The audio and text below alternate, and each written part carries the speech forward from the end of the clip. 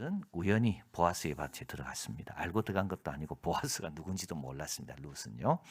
그리고 또 보아스도 자기 밭을 돌아보려고 왔다가 마침 그 시간에 그래서 우연히 그리고 마침 이게 참 놀라운 사건이 일어나는 거죠. 뭐 보아스도 생각하지 않고 들어갔는데 거기에서 이제 룻을 만나게 됩니다. 그리고 이제 보아스가 축복하죠. 여호와께서 내 행한 일을 보응하기를 원하며 이스라엘 하나님 여호와께서 그 날개 아래 보호받으러 온 내게 온전한 상 주시기를 원하노라. 자, 그리고 나서 이제 시간이 좀 지났고 점심시간이 된 겁니다. 14절 식사할 때 이제 보아스가 룻에게 이릅니다. 이리로 와서 떡을 먹어라. 아마 학자들은 말하기를 룻은 도시락을 준비해 오지 못했다 그래요.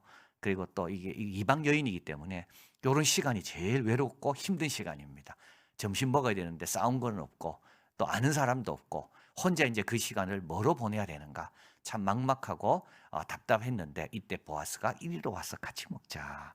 그리고 나서 떡 조각을 초에 찍어라. 이 초라는 것은 이거는 아주 양념, 양념인데 갈증 이런 것들을 이제 물리치는 데 도움이 되는 그런 아주 고추장과 같은 그런 아주 뭡니까? 아주 맛을 돋보이게 하는 그런 양념입니다.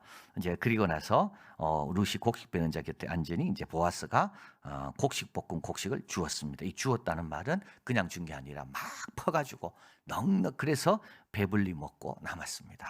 룻은 이 생각도 못했겠죠. 예, 오늘날 일하러 갔을 때 보아스라는 사람이 만날지도 몰랐고 또 보아스가 자기에게 이런 은혜를 베풀지는 생각도 못했습니다. 그래서 남아가지고 집에 갖고 와서 이제 시어머니에게 줄 정도로 이렇게 정말 대접받으면서 먹은 겁니다.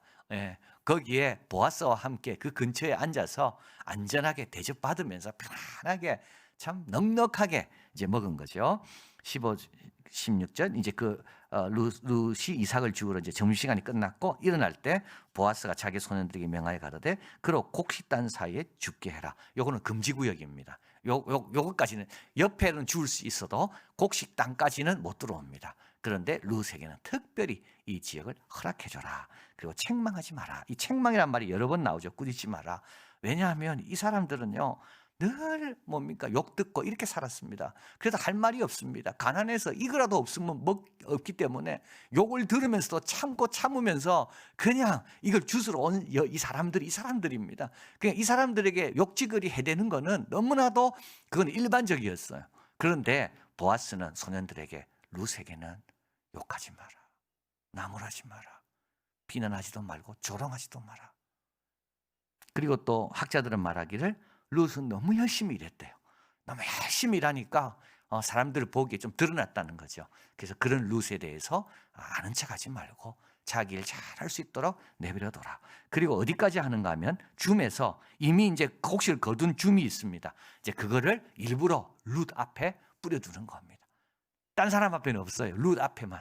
그러니까 이제 룻이 가면서 정말 쉽게 딱 이렇게 추수할 좋은 것만 이렇게 다 거둘 수 있도록 보아스가 이런 배려를 하고 옵니다. 유례가 없는 친절이다. 17절. 그렇다고 또 룻이 게으르냐? 그렇지 않습니다. 예, 게으르지 않습니다. 이 은혜를 헛되이 하지 않습니다. 룻은 밭에 나가서 저녁까지 줍습니다.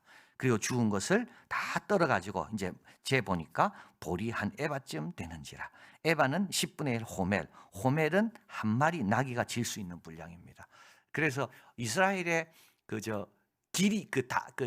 길의 폭이 있습니다. 길의 폭. 그 동네 다니는 길. 그 길의 그 넓이가 있는데요. 그 넓이는 나귀가 짐을 싣고 갈 수 있는 넓이입니다. 그래서 그 넓이는 뭐로 정해진가 하면 나귀가 다녀야 되는데 그 짐을 싣고 다닐 만큼 그 폭. 그래서 이 집과 이 집의 그 거리 그것은 항상 그래서 나귀가 굉장히 중요했는데 이 나귀가 지을 수 있는 양의 10분의 1이 아주 많은 양입니다. 그래서 한 5일에서 7일간 2명이 먹을 수 있는 그런 양을 이날 룻은 거둔 겁니다. 그래서 보아스가 뿌려주지요. 딴 사람은 가지 못하는 것까지 들어가서 취할 수 있게 해주죠. 이래서 룻은 그날 하루 또 룻이 부지런하고 또 룻은 또 열심히 또 일하고 아침부터 와서 쉬지 않았다 그랬잖아요. 저녁까지 쉬지 않고 부지런히 일하고 그러니까 오늘 하루 소득이 5일에서 7일 정도 풍성하게 거둔 겁니다. 이제 룻은 돌아오죠. 나오미와 대화를 합니다. 서로 대화하면서 서로 몰랐던 걸 알게 됩니다. 나오미는 그 보아스가 누구인지 알려주고요. 그리고 룻은 자기가 어떤 일이 있었는지 나오미는 모르거든요. 알려줍니다. 그래서 이제 퇴근해서 집에 오잖아요. 집에 오면 하루 동안 일어난 일들을 이제 가정에서 이야기를 하거든요. 예, 감사하구나.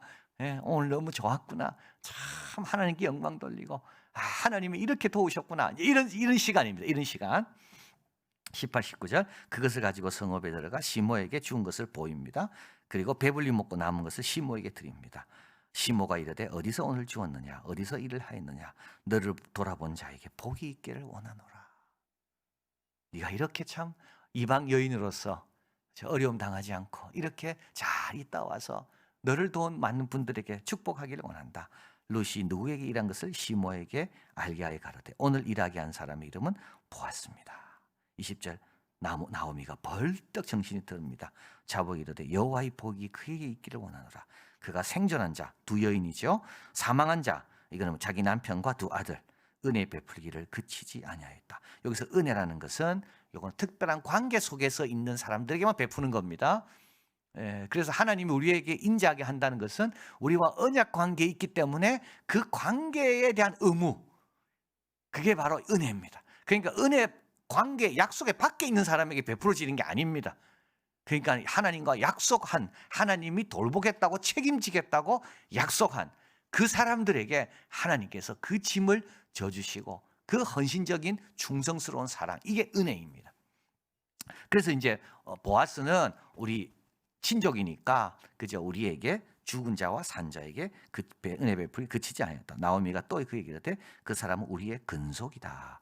이 근속이라는 말은 뭐냐면 공핍반 중에 있는 가족 구성원들을 도와야 할 책임이 있는 친척입니다. 법적은 아니더라도 도덕적으로 의무를 가진 자입니다. 무시해도 되고 몰라도 되는데 그렇다고 또 먼 친척이니까 또 모를 수는 없고 이제 그게 바로 근속 관계입니다. 근속. 그래서 직계가 있고 반계가 있잖아요. 예, 직계는 아버지, 엄마 이렇게 내려가고 반계는 사촌, 형제 이게 반계 아닙니까? 그러니까 이 근속은 그보다 더 먼 거, 예, 훨씬 먼 거. 그러나 하여튼 뭔가 관련이 되어 있는 이제 그런 관계를 이제 근속이라고 이야기합니다. 자, 그리고 이제 그래서 나오미의 희망이 부활이 되는데요. 첫 번째는 여기 참 중요한 것 같아요. 말론, 기론 두 아들 죽었습니다. 남편 죽고 그 여인은 두 아들과 남편 뒤에 홀로 남았습니다. 그런데 희망이 불쑥 생깁니다. 왜냐하면 그가 모압 지방에서 여호와께서 자기 백성을 공고하셨다. 그들에게 양식을 주셨다 함을 들었으므로. 여러분 말씀을 들어야 돼요. 말씀을 들어야 희망이 생기는 거예요. 정말 이 여인은 정말 이방 땅입니다. 자기 땅도 아니고 이방 땅에서 남편 죽고 두 아들 죽고 아무 희망이 없었습니다. 그런데 자기가 떠나온 고향 땅에 하나님께서 그들을 돌아보셨다는 말씀을 듣는 순간 갑자기 자기가 할 일이 생기는 거예요. 이게 희망인 거죠. 내가 이것부터 하면 되겠다. 여기 희망인 겁니다. 예, 희망이라는 건 뭐냐 하면 내가 이걸 붙잡으면 되겠다. 이때 희망이 생기는 겁니다. 근데 이건 어디서 온 겁니까?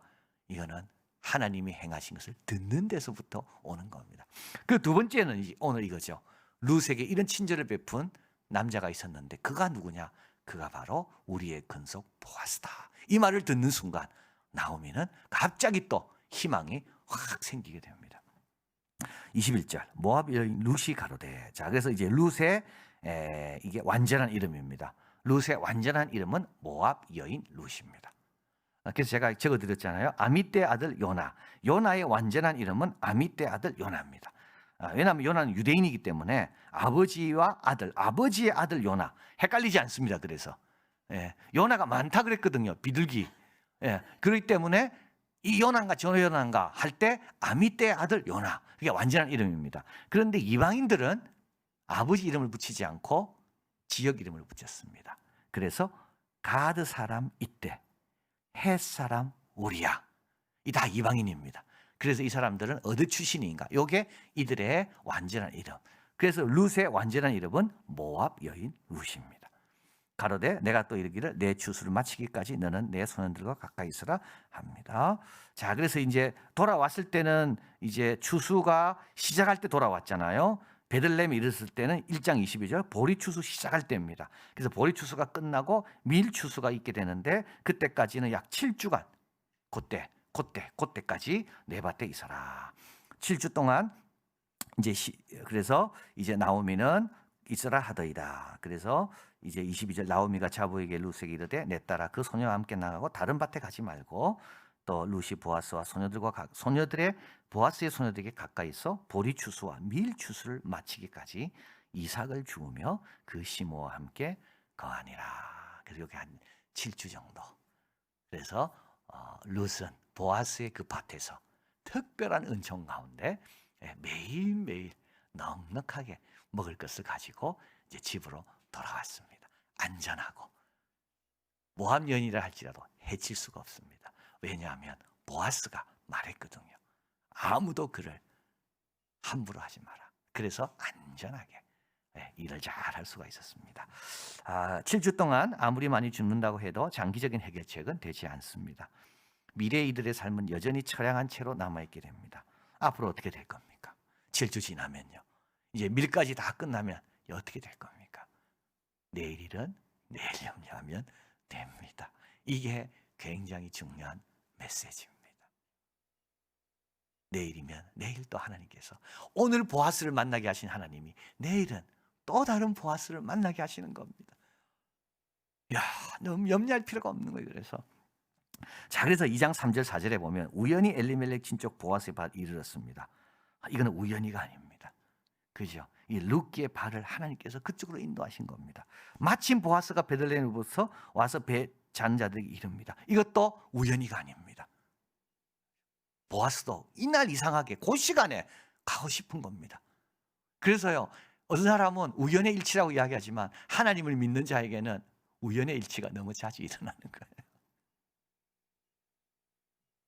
운이 아니에요, 운이. 자, 그리고 11절에 보아스가 룻에게 대답합니다. 내 남편이 죽은 후로 내가 시모에 행한 모든 것과 내 부모와 고국을 떠나 전에 알지 못하던 백성이 온 일이 내게 분명히, 이것도 누가 이야기해 줬을까요? 이것도요. 이런 사람이 천사 아니겠습니까? 룻이 자기가 이야기한 것도 아니고 나오미가 이야기해 준 것도 아니고, 그죠? 이런 룻의 아름다운 이야기를 누가 보아스에게 해줬을까요? 그리고 보아스는 그 일에 왜 관심을 가졌고 그 일이 자기 귀에 들릴 때 왜 이렇게 분명하게 들렸을까요? 다 하나님이 하신 겁니다. 다 하나님이 하신 겁니다. 자, 그래서 12절, 이게 보아스가 룻에게 축복한 거죠. 여호와께서 내 행한 일을 보응하기를 원하시며 이스라엘 하나님 여호와께서 그 날개 아래 보호받으러 온 내게 온전한 상 주시기를 원하노라. 우리 하나님은 하나님 보호받으러 온 사람을 절대 내치지 않습니다. 모압 여인이라 할지라도. 하나님은 하나님 의지하고 붙들고 사는 사람에게 하나님의 좋은 것들로 부족함 없이 채워주는 분이 우리 하나님입니다. 그래서 희망은 하나님의 신실함에 있는 거죠. 그래서 우리도 여호와의 산에 부지런히 오르면 됩니다. 여러분 딴 생각하지 마시고요. 그냥 하나님께서 순종하라는 것에, 그냥 룻은 밭에 일하러 간 거 아닙니까? 보아스를 쫓아다니는 게 아닙니다. 그저 매일매일 할 수 없지만 일을 할 수밖에 없는 그 일을 그냥 하다 보니까 거기에 뭐가 숨어 있었습니까?